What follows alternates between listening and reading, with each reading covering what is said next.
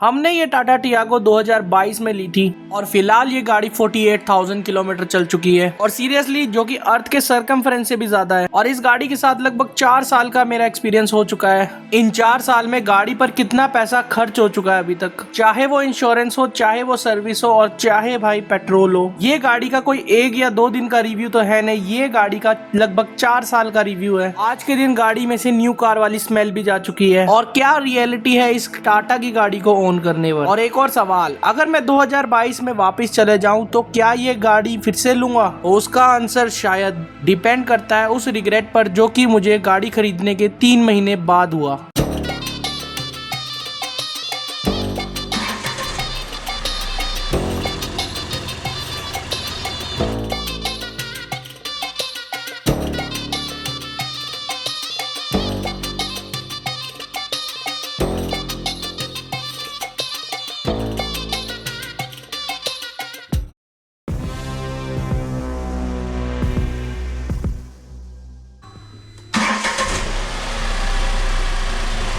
अब यहाँ एक रिग्रेट हो सकता है क्योंकि भाई ये जो इंजन है ये है BS6 फेस 1 इंजन।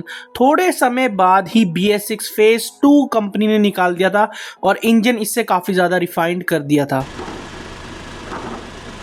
आजकल जो टाटा की गाड़ियां आ रही है वो ज्यादा रिफाइंड मिलेगी इससे, लेकिन भाई एक बात बताऊं, जब ये गाड़ी नई नई थी तब इतनी ज्यादा वाइब्रेशन इसमें नहीं थी। लेकिन खैर आइडलिंग पर वाइब्रेशन होती है, ज्यादा चलने पर वाइब्रेशन नहीं होती। आई बटन में वीडियो पूरा डिटेल में देख लेना। और जो लोग भी कहते हैं ना कि टियागो अंडर पावर्ड है, तो भाई इस गाड़ी के अंदर मुझे जो टॉर्क लगा वो काफी बढ़िया लगा। अगर आप कोई हिल चढ़ाई है उस पर चढ़ोगे तो ये गाड़ी क्या चढ़ पाती है उसका भी टेस्ट किया है। देखो जरा, चढ़ाई बिना क्लच के नहीं चढ़ाई, छोड़ दी भाई। देखो पैर पीछे है, गाड़ी कांप रही है लेकिन चढ़ रही है।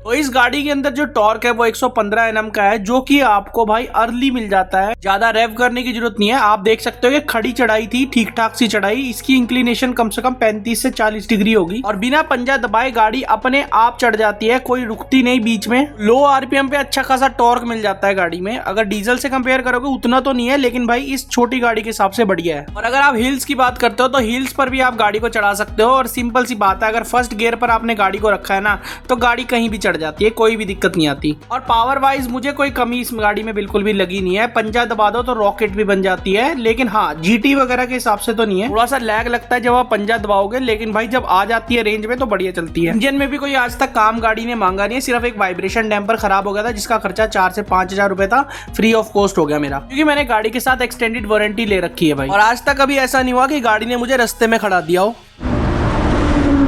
हाँ वो अलग बात है, अपनी गलतियों की वजह से हम रास्ते में खड़ जाएं कि भाई चाबी अंदर रह गई हो और गाड़ी लॉक हो गई हो। ये उस समय बड़ा इशू सा लगता था यार मुझे। और अगर आप प्रॉपर गियरिंग में हो ना तो ओवरटेकिंग आराम से कर सकते हो। जैसे मैं 5th गियर में अभी ओवरटेकिंग कर रहा हूँ, अभी तो इतनी कोई खास ओवरटेकिंग नहीं हो रही, लेकिन जब 2000 या 2000 RPM से ऊपर जाती है ना तो बड़े आराम से ओवरटेक हो जाती है। अगर मैं 4th गियर में यहाँ ओवरटेक करता ना, बहुत ईजिली गाड़ी ओवरटेक कर जाती। वैसे लेफ्ट से ओवरटेकिंग नहीं करनी चाहिए, लेकिन भाई वो हैवी व्हीकल भी तो था तो इसलिए करी, लेकिन फिर भी गाड़ी काफी प्लांटेड और काफी बढ़िया चलती है। और आफ्टर 48,000 किलोमीटर इंजन की ना पावर जो है वो इंक्रीज हुई है विद टाइम, लेकिन थोड़ी बहुत वाइब्रेशन भी इंक्रीज हुई है पहले से। और माइलेज का पूछो मत, पहले ही गाड़ी बहुत ही ज्यादा अच्छी माइलेज देती थी, अब थोड़ी कम दे रही है क्योंकि भाई E20 का भी इशू है ना, तो थोड़ी बहुत कम भी माइलेज दे रही है गाड़ी। सिटी की कंडीशन में ये गाड़ी 8 से 12 की माइलेज मुझे देती है और हाईवे पे बहुत अच्छी माइलेज देती है, 18 से लेकर 22 किलोमीटर तक। पहले ये 22 किलोमीटर वाली जो एवरेज मैं बता रहा हूँ आपको, ये 24-25 तक आ जाती थी, लेकिन अब आजकल 22 से ऊपर जा ही नहीं रही है रियल टैंक टू टैंक। और ये जो 24 की माइलेज आप देख रहे हो ना, ये असल में 22 की माइलेज दे रही है गाड़ी, पर ये माइलेज मैं 152D पर निकालता हूं, जो कि भाई 200 किलोमीटर तक सीधा ही चलता रहता है और कोई ज्यादा रश नहीं होता भाई इस हाईवे पर बिल्कुल भी।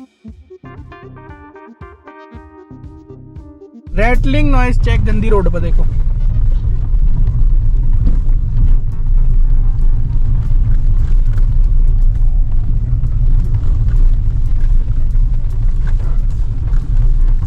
सामान भी बड़ा है डैशबोर्ड में।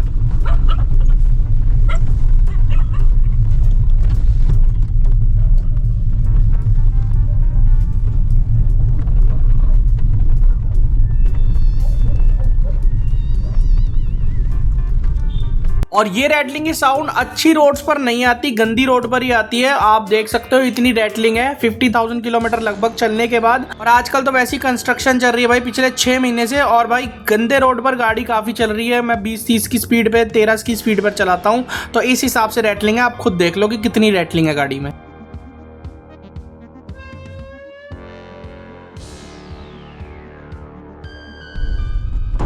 ये लो आई आवाज, अभी आवाज आई होगी आपको। और मैंने क्लच वगैरह सब पकड़ा है भाई, पता नहीं क्या चक्कर है यार। तो भाई अगर मैं आपको बताऊं एक दिक्कत इस गाड़ी की, तो जैसे अब आप टेम्परेचर देख रहे हो 1 डंडा है, ठीक है। इस टेम्परेचर में गाड़ी इतनी ज़्यादा स्मूथ नहीं चलती है, ठीक है। मान लो मैं गियर शिफ्टिंग भी कर रहा हूँ तो अटकते हैं गियर, या फिर कुछ होता है, देखना भी। अभी तो लग गया भाई, वीडियो चल रही है ना, तो इतनी ज़्यादा स्मूथनेस नहीं लगती जब तक ये अपने वर्किंग टेम्परेचर में ना आ जाए। और इस गाड़ी की एक बड़ी वो है बात, पता नहीं क्या दिक्कत है इसमें, कि यार ये गाड़ी जब तक कोल्ड टेम्परेचर पर रहती है तब तक कुछ नहीं होता, और बड़ी जल्दी 1 घंटे बाद अगर मैं देखूंगा ना तो ये गाड़ी बड़ी जल्दी ठंडी हो जाएगी। मतलब गर्म होती ही नहीं है गाड़ी यार बिल्कुल भी। अभी लेकिन चलाओगे तो चलती रहेगी बढ़िया, जब रोकोगे 1 घंटे बाद फिर 1 डंडे पे आ जाती है। फिर इसको 15 से 20 मिनट चाहिए अपना करने के लिए। देखो गली में कितनी दिक्कतें हैं भाई, तो ये चीज़ है यार। अभी अगर अटकेगा नहीं ये वाला सेकंड गियर लगाते समय, तो वो भी आपको मैं बताऊंगा। रुको 2 मिनट मुझे तो, ये लो। अब आप मुझे बताओ, कोई सर्विस सेंटर से देख रहा हो तो यार इसका क्या इलाज है, क्योंकि जब तक ये वर्किंग टेम्परेचर में नहीं आते इसका गियर भाई अटकते ही अटकते हैं, सेकंड खासकर। और स्मूथ गियरिंग पता है किस कंपनी की मुझे लगी है? मुझे लगी किया और Hyundai की। भाई इतने स्मूथ और स्लोटेड गियर है कि एक उंगली से भी आप गियर को लगा सकते हो। गियर बॉक्स यार मुझे इनका बहुत बढ़िया लगा, किया और Hyundai का। अब बात करते हैं इसकी सर्विस कॉस्ट की। सर्विस कॉस्ट इसकी कभी भी 7,000 से नीचे मेरी आई नहीं है। जो पेड लेबर सर्विस है उससे ऊपर ही जाती है, या फिर 7,000 या फिर 6,800 ज्यादा से ज्यादा बार्गेनिंग करने के बाद। और मेरे हिसाब से यार टाटा पंच की भी इतनी सर्विस कॉस्ट है, बिल्कुल सेम। नेक्सॉन की 1 से 1,500 महंगी है। तो भाई ये छोटा हाथी है, लेकिन इसको पालने में नेक्सॉन और उस जैसी कॉस्ट आती है। और सर्विस एक्सपीरियंस भी ठीक है भाई, मतलब इतना ज्यादा कोई वो खास भी नहीं है और इतना ज्यादा कोई बकवास भी नहीं है, बिल्कुल ठीक है जैसा होना चाहिए।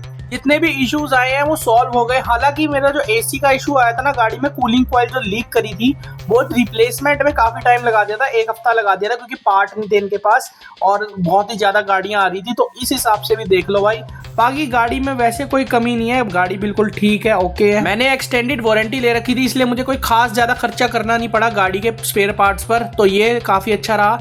ना इस गाड़ी की कभी ब्रेक पैड चेंज हुए, ना कभी क्लच चेंज हुआ, लेकिन इसका कूलेंट चेंज 40,000 किलोमीटर पे हुआ था। इसके स्पार्क प्लग चेंज हो चुके हैं। और अगर मारुति से कंपेयर करूँ ना, तो इसके भाई हर सर्विस जो 15,000 की सर्विस होती है इनकी 15,000 किलोमीटर के इंटरवल पे, उसमें भाई इसके जो फिल्टर वगैरह है वो चेंज होते हैं, ऑयल फिल्टर हर बार। सर्विस कॉस्ट की इसलिए हैरानी हुई कि ये मारुति फ्रॉन्क्स गाड़ी है, टियागो से तो बड़ी गाड़ी है, और खासकर ये गाड़ी सीएनजी के अंदर है। मैंने जो कॉस्ट बताई वो पेट्रोल की सर्विस की है, सीएनजी गाड़ी की सर्विस आपकी 1,500 से 2,000 रुपए ऊपर ही होगी। और ये मारुति फ्रॉन्क जो सीएनजी में बड़ी गाड़ी भी है भाई, इवन इसकी 6,500 से लेके 7,500 के बीच हो जाती है सर्विस। और ये जो मेरी रिश्तेदारों की गाड़ी है ये लगभग 40,000 किलोमीटर चल चुकी है और इसमें अभी कुछ भी रिप्लेस नहीं हुआ। जबकि अपनी टियागो में reverse gear switch, vibration damper और तो और ऑयल सील गाड़ी की कट गई थी। और पिछले साल इसकी कूलिंग कॉइल भी एसी की चेंज हुई है। और कहते हैं कि चौथे साल के अंदर ना गाड़ी की जो स्टीयरिंग रैक असेंबली है वो भी चेंज हो सकती है, इसलिए मैंने एक्सटेंडेड वारंटी 1 और साल एक्सटेंड करा ली थी। मेरी एक्सटेंडेड वारंटी इस साल खत्म हो रही है 4 साल की, मैंने 1 साल एक्सटेंड करा दिया है, क्योंकि भाई कुछ नहीं पता कि अगर स्टीयरिंग रैक खराब हो जाए तो भाई रिप्लेस तो हो जाए ना आसानी से। और वैसे आजकल गाड़ी इतना चलाने में मजा नहीं आ रहा, क्योंकि भाई टायर्स जो है वो घिस चुके हैं गाड़ी के बिल्कुल। मुश्किल से 5-10 हजार किलोमीटर और चलेंगे। गाड़ी के अंदर ब्रिजस्टोन के टायर आते हैं। अब सोच रहा हूँ कौन से टायर डलवाऊं, आप जरा कमेंट्स में बता दो अगर आपको अच्छी खासी नॉलेज है टायर्स के बारे में।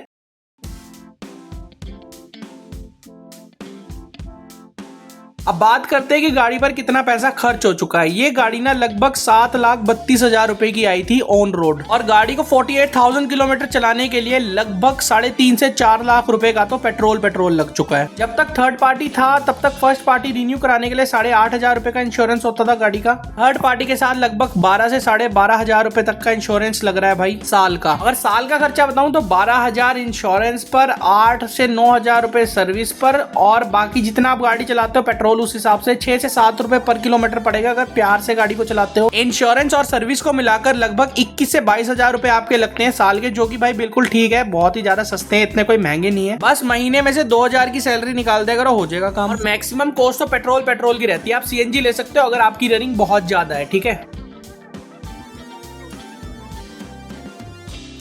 अब आती है फाइनल बात, क्या मैं इस गाड़ी को दोबारा लूंगा?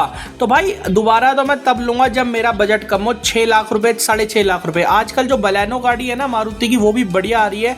बेस मॉडल भाई 6 लाख रुपए का पड़ जाता है। सीएनजी में ले लो उसको, वो भी बढ़िया है, लेकिन उसके अंदर ड्राइविंग डायनामिक्स इतने कोई खास नहीं मिलने वाले, ये तो मुझे पता है। देखो अगर तो मुझे सिर्फ टियागो ही लेनी है तो मैं ना तो लूंगा पेट्रोल ना लूंगा सीएनजी, मैं लूंगा भाई इनकी टियागो ईवी, जो कि 9-1 लाख रुपए के बजट में आ जाए। क्योंकि भाई अब सीएनजी गाड़ी भी देख ली है, पेट्रोल गाड़ी भी देख ली है। पेट्रोल के अंदर भाई वाइब्रेशंस बहुत है और महंगी बहुत पड़ती है। सीएनजी गाड़ी भाई पावर नहीं मिलती है। इससे बढ़िया तो यार टियागो ईवी ले लो, पावर भी मिलेगी और साइलेंटलेस भी मिलेगी। इतना कोई खास हमने ज़्यादा लंबी ट्रिप तो करनी नहीं होती कि भाई 100 किलोमीटर चलना होता है तो भाई बहुत है वो, और ज़्यादा से ज़्यादा मुझे 60 किलोमीटर चलना होता है भाई चंडीगढ़, यहाँ से चंडीगढ़, चंडीगढ़ से वापस। तो अगर मैं टियागो का मन बना तो मैं टियागो ईवी लूंगा, ना मैं टियागो पेट्रोल लूंगा, मैंने पेट्रोल चला के देख ली है, ना मैं सीएनजी लूंगा, भाई ईवी ही लूंगा। पर अगर आज के समय में फिर भी आप पूछो मेरे से कि आप कौन सी गाड़ी लेना पसंद करोगे, तो भाई देखो अगर तो बजट कम है तभी टियागो बेस्ट है, यानी 6.5 लाख रुपए के अंदर आप ले रहे हो फीचर्स के साथ तो टियागो बेस्ट है। लेकिन याद रखो टियागो में अभी 6 एयरबैग नहीं आए, जहां तक है एक फेसलिफ्ट अच्छे वाला आने वाला है, क्योंकि इस बार कोई खास फेसलिफ्ट नहीं आया। पंच नो डाउट बहुत बढ़िया है, 8.5 लाख रुपए के अंदर आपको टर्बो वाला इंजन मिलता है जो नेक्सॉन में मिल जाता है। लेकिन अगर मुझे अपग्रेड करना है ना तो मैं या तो भाई सीधा टियागो से मारूंगा जंप नेक्सॉन पे, क्योंकि मुझे ना टाटा की गाड़ियां पर्सनली काफी पसंद आती है। इसका स्टीयरिंग काफी कंफर्ट ओरिएंटेड लगता है मुझे, फैमिली के लिए परफेक्ट लगता है। इसका एक स्मार्ट प्लस वेरिएंट या प्योर प्लस वेरिएंट, इन दोनों वेरिएंट में से चुनूंगा मैं, बस थोड़ी तरक्की हो जाए तो और बढ़िया हो जाए। इससे ऊपर जो टाटा की गाड़ी मुझे पसंद आती है, वो आप कहोगे क्या कह रहा है भाई, मेरे को पसंद आती है भाई टाटा कर्व, वो भी जीडीआई इंजन में।